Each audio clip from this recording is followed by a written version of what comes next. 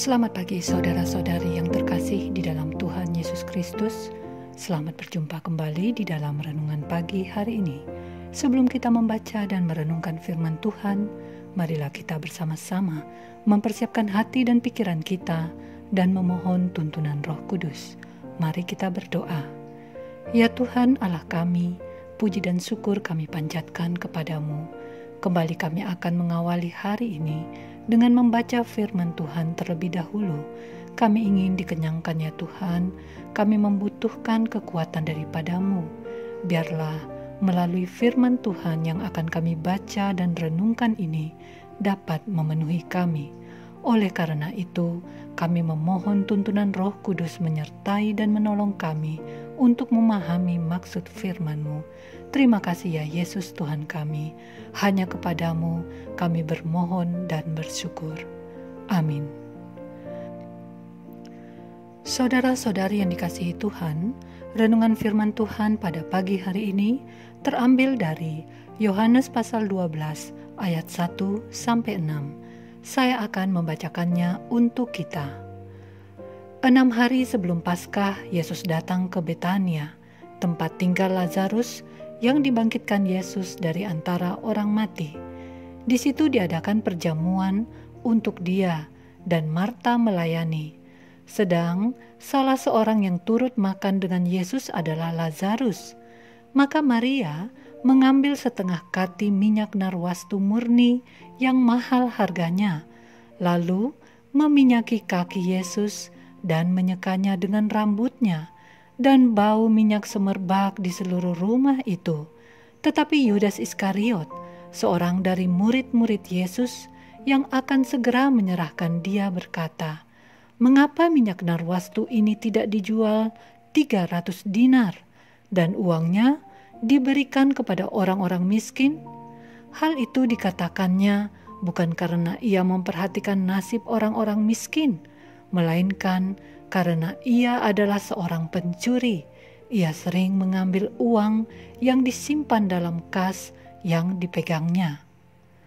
Saudara-saudariku yang terkasih, judul renungan pada pagi hari ini adalah Kasih Tak Pernah Menghitung-Hitung.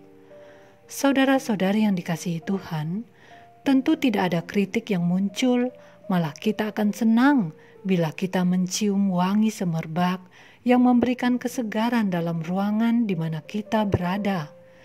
Wewangian gratis yang bisa kita nikmati itu tidak jarang bisa memberi semangat baru. Ternyata ada orang lain yang mempunyai kebiasaan baik, menyukai wewangian, menebar harum pada ruangan untuk kenyamanan siapa saja yang ada di ruangan tersebut. Ketika Maria dengan rambutnya menyeka kaki Yesus menggunakan minyak narwastu murni, bau wangi semerbak tersebar di rumah tempat perjamuan yang dihadiri Yesus. Namun, Yudas Iskariot mengkritik tindakan Maria. Baginya, apa yang dilakukan oleh Maria itu adalah sebuah pemborosan. Wangi yang dikeluarkan oleh minyak narwastu itu tidak membahagiakan dirinya, tidak dapat dinikmatinya, melainkan menimbulkan pemikiran yang lain, yaitu sebuah tindakan pemborosan. Padahal, menurut ayat 6, sesungguhnya Yudas mengkritik karena ada hal lain di mana ia suka mengambil uang kas yang dipegangnya.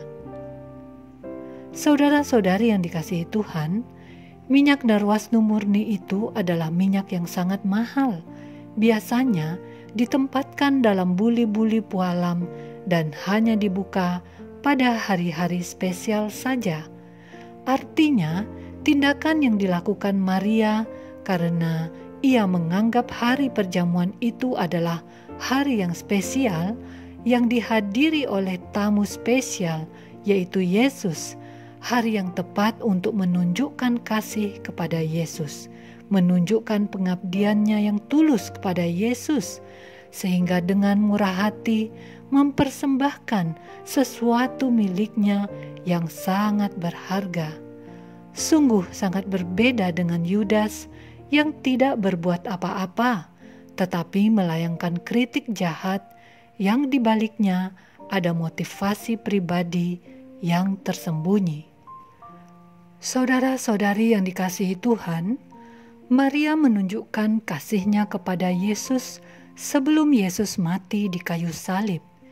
Ia menunjukkan kasihnya yang begitu besar kepada Yesus yang masih hidup, yang masih dapat merespon persembahannya.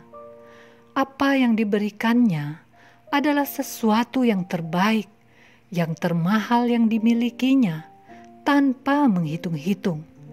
Ya, karena memang kasih yang sesungguhnya adalah kasih yang tak pernah menghitung-hitung.